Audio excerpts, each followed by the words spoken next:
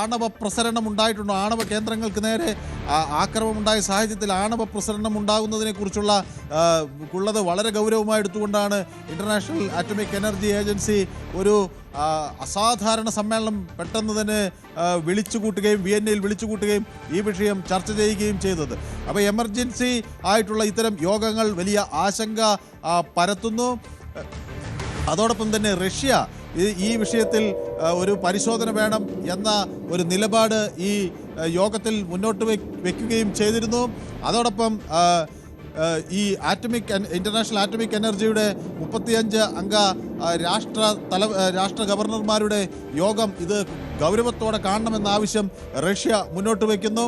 ഏതായാലും international atomic energy agency ഒരു കാര്യം പറയുന്നു, ഇത് വളരെ സൂക്ഷ്മമായി തന്നെ ഈ വളരെ ഗൗരവത്തോടുകൂടി ജാഗ്രതയോടുകൂടി യുദ്ധത്തിൻ്റെ തുടർ നീക്കങ്ങൾ പരിശോധിച്ചു കൊണ്ടിരിക്കുകയാണ്. ഏതായാലും ഇറാനിൽ ഇൻ്റർനെറ്റുകൾ ഇല്ല, ബ്ലാക്ക് ഔട്ടാണ്, 3-ാം ദിനം ഇരുട്ടിൽ എന്ന തരത്തിലേക്ക് കാര്യങ്ങൾ നീങ്ങുന്നു. ഇറാൻ പക്ഷേ പ്രത്യാക്രമണം നടത്തുമെന്ന കാര്യത്തിൽ സംശയമില്ല എന്ന് തറപ്പിച്ച് വ്യക്തമാക്കുകയും ചെയ്യുന്നു. ഏതായാലും ഇൻ്റർനെറ്റുകൾ അവിടെ പ്രവർത്തിക്കുന്നില്ല, പൂർണ്ണമായ ഇരുട്ടിലേക്ക് കാര്യങ്ങൾ നീങ്ങുന്നു എന്ന സൂചന കൂടി അവിടെ നൽകുകയാണ്. ഒപ്പം ഈ യു എസ് എംബസി പൗരന്മാരോട് ജാഗ്രത പുലർത്തണം എന്ന രാജ്യത്തിന് പുറത്തുള്ളവർ ജാഗ്രത പുലർത്തണം എന്ന നിർദ്ദേശങ്ങൾ നൽകിയിട്ടുണ്ട്. കാരണം ഏതെങ്കിലും തരത്തിലുള്ള തീവ്രവാദ ആക്രമണങ്ങൾ ഉണ്ടായേക്കാം എന്ന സൂചന നൽകി പൗരന്മാരോട് ജാഗ്രത പുലർത്തണം എന്ന് ആവശ്യപ്പെടുകയും ചെയ്യുന്നു. അതോടൊപ്പം തന്നെ ഈ മിസൈലുകൾ ഇന്റർസെപ്റ്റ് ചെയ്യുന്നു എന്ന വിവരങ്ങൾ ദോഹയിൽ നിന്ന് ഇപ്പോൾ വരുന്നു. ദോഹയിലേക്ക് ആക്രമണങ്ങൾ നടക്കുന്നു. അവിടെ രാവിലെ 8 മണിയോടുകൂടി പുലർച്ചെ തന്നെ ഈ വലിയ ശബ്ദം കേട്ടു എന്നാണ് ആളുകൾ വ്യക്തമാക്കുന്നത്. ദോഹയിൽ ആക്രമണം നടക്കുന്നു, കുവൈറ്റിൽ ആക്രമണം നടന്നു എന്ന വിവരങ്ങൾ പുറത്തു വരുന്നു. അതോടൊപ്പം തന്നെ ഈ US-ന്റെ F-15E ഈഗിൾ ഫൈറ്റർ ജെറ്റുകൾ തകർന്നു എന്ന തരത്തിലുള്ള വിവരങ്ങൾ കൂടി പുറത്തു വരികയാണ്. അങ്ങനെ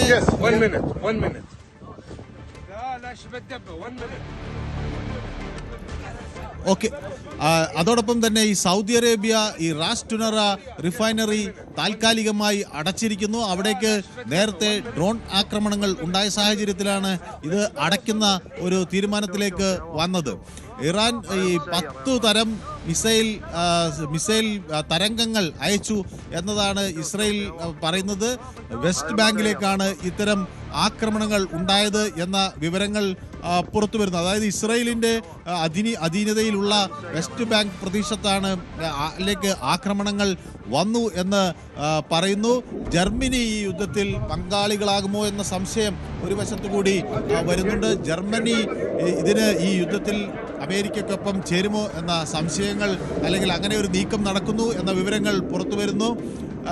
മാത്രവുമല്ല, അതേസമയം ഈ ഫ്രഞ്ച് വിദേശകാര്യമന്ത്രി ന്യോൽ ബാരറ്റും ഇത് സംബന്ധിച്ച് ചില പ്രതികരണങ്ങൾ നടത്തിയിട്ടുണ്ട്. അത് ഈ പ്രശ്നപരിഹാരത്തിലേക്ക് കാര്യങ്ങൾ നീങ്ങണം എന്നാണ് ഫ്രാൻസ് ആവശ്യപ്പെടുന്നത്. എല്ലാവരും ഇതിൻ്റെ ഉത്തരവാദിത്വം ഏറ്റെടുക്കണം. UN സെക്യൂരിറ്റി കൗൺസിൽ ഇത് ഗൗരവത്തോടുകൂടി കാണണം എന്ന നിലപാട് ഫ്രാൻസ് മുന്നോട്ട് വയ്ക്കുന്നു. അതേസമയം ഇതിൽ ഒരു പ്രശ്നപരിഹാരത്തിനുള്ള ഒരു സാധ്യതയും ഇപ്പോൾ വരുന്നില്ല എന്നതാണ് ഇപ്പോൾ ഏറ്റവും ആളുകളെ ആശങ്കപ്പെടുത്തുന്നത്. റെഡ് ക്രോസിൻ്റെ കണക്കനുസരിച്ച് 555 ആളുകൾ മരിച്ചു കഴിഞ്ഞു. 131 സുപ്രധാന നഗരപ്രദേശങ്ങളിലേക്ക് ആക്രമണം നടന്നു കഴിഞ്ഞു. സൗദി അറേബ്യയിലെ റാസ് ടനൂറ ഓയിൽ റിഫൈനറിയിലേക്ക് ആക്രമണം നടന്നിട്ടുണ്ട്. അവിടെ ഡ്രോണുകൾ ആക്രമണമാണ് നടന്നത്. അത് ഇന്റർസെപ്റ്റ് ചെയ്തിട്ടുണ്ട് എന്ന് അവിടുത്തെ സൗദി അറേബ്യയിലെ പ്രതിരോധ മന്ത്രാലയം അറിയിക്കുന്നു. ബ്രിട്ടീഷ് പ്രതിരോധ മന്ത്രാലയം വ്യക്തമാക്കുന്നത് ഡ്രോൺ സൈപ്രസിലെ UK മിലിറ്ററി ആസ്ഥാനത്തേക്ക് ഡ്രോൺ ആക്രമണമുണ്ടായി എന്ന് ബ്രിട്ടൻ വ്യക്തമാക്കുന്നു. ഒപ്പം US-ന്റെ ഒരു യുദ്ധവിമാനം കുവൈറ്റിൽ തകർന്നു വീണു എന്ന് അവിടുത്തെ പ്രതിരോധ മന്ത്രാലയം വ്യക്തമാക്കുന്നു. എന്നാൽ ഈ യുദ്ധവിമാനത്തിനകത്തുണ്ടായിരുന്ന സൈനികൻ രക്ഷപ്പെട്ടതിൻ്റെ അല്ലെങ്കിൽ അതേ ജീവൻ നഷ്ടമായിട്ടില്ല എന്ന സ്ഥിരീകരണം വരുന്നു. ഇസ്രയേൽ എയർ അറ്റാക്ക് എന്ന തരത്തിൽ ലെബനനു നേരെ ശക്തമായ ആക്രമണം നടക്കുന്നു. 31 പേരാണ് അവിടെ ലെബനനിൽ കൊല്ലപ്പെട്ടിട്ടുള്ളത്. 149 പേർക്ക് ഗുരുതരമായി പരിക്കേറ്റതായി ലബ്നനിൽ നിന്നുള്ള ആരോഗ്യ മന്ത്രാലയത്തിൻ്റെ കണക്കുകൾ വ്യക്തമാക്കുന്നു.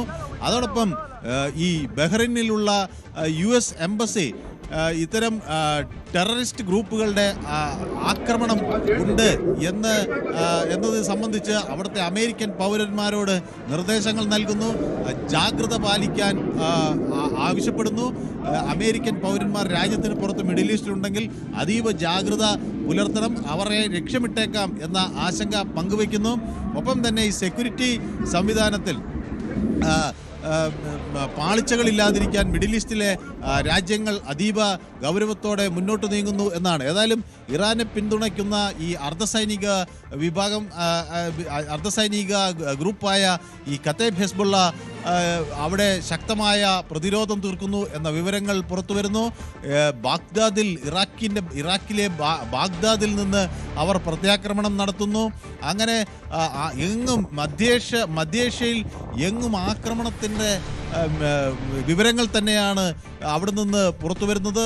ജനജീവിതം ആകെ താറുമാറാകുന്ന തരത്തിലേക്ക് ഇറാനിൽ ആക്രമണം നടന്നു. 131 കേന്ദ്രങ്ങളിലേക്കാണ് അറ്റാക്ക് ഉണ്ടായിരിക്കുന്നത്. ഏതായാലും ഇസ്രായേലിൻ്റെ പ്രതിരോധ മന്ത്രി പറയുന്നത് ഈ ഹെസ്ബുള്ള തലവനെ ലക്ഷ്യമിട്ടുകൊണ്ടുള്ള ആക്രമണമായിരിക്കും ഇനി നടക്കുക എന്ന് തറപ്പിച്ചു പറയുന്നു. ജനറൽ നൈം കാസിം ആക്രമണത്തിന് ഇരയാകും എന്ന് ഉറപ്പ് നൽകുകയും ചെയ്യുന്നു. അത് തന്നെയാണ് ഇസ്രായേൽ ഡിഫൻസ് ഫോഴ്സിന്റെ ഭാഗത്തു നിന്നും വരുന്നത്. അത് തന്നെയാണ് ഹെസ്ബുള്ള നടത്തിയത് വലിയൊരു മണ്ടത്തരമാണ്, ഒരു വലിയ മിസ്റ്റേക്ക് ആണെന്ന് പറയുന്നുണ്ട്. ഇസ്രായേലിനെ അർദ്ധരാത്രിയോടുകൂടി അറ്റാക്ക് ചെയ്യുക എന്ന് പറയുന്നത് കാണിച്ചത് വലിയ മണ്ടത്തരമാണ് എന്ന് പറയുന്നുണ്ട്. അതോടൊപ്പം തന്നെ ഇസ്രായേൽ ഡിഫൻസ് ഫോഴ്സ് വളരെ വേഗം തന്നെ ഇതുമായി റിയാക്ട് ചെയ്യുമെന്നും ഇതിന് കൃത്യമായ ഒരു വില നൽകേണ്ടി വരുമെന്നും പറയുന്നുണ്ട്. ഹെസ്ബുള്ള തലവനെ തന്നെ ലക്ഷ്യമിട്ടുകൊണ്ടാണ് എന്ന് തന്നെയാണ് അതിൽ നിന്ന് വ്യക്തമാകുന്നത്. മനു, ഇതിനകത്ത് ഏറ്റവും പ്രധാനപ്പെട്ട മറ്റൊരു കാര്യം,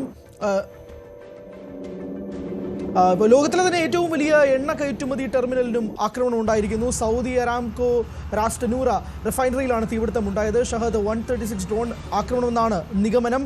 ഡ്രോണുകളെ പ്രതിരോധിച്ചെങ്കിലും അവശിഷ്ടങ്ങൾ പതിച്ചാണ് തീപിടുത്തം ഉണ്ടായത്. മുൻകരുതൽ നടപടിയായി സൗദി അരാംകോ അടച്ചുപൂട്ടി. ആക്രമണത്തിൽ ആളപായം ഒന്നും തന്നെ റിപ്പോർട്ട് ചെയ്തിട്ടുമില്ല.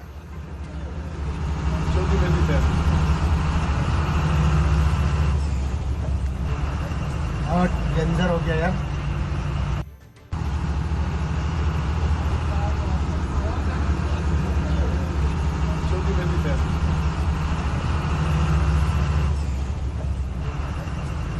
डेंजर हो गया यार। ഇതാണ് പ്രേക്ഷകർ കാണുന്ന ദൃശ്യങ്ങളാണ് ഈ സൗദി അരാംകോ റിഫൈനറിക്ക് നേരെ ഉണ്ടായ ഡ്രോൺ ആക്രമണം. കൂടുതൽ വാർത്തകൾക്ക് news 18 Keralam YouTube channel subscribe ചെയ്യുക.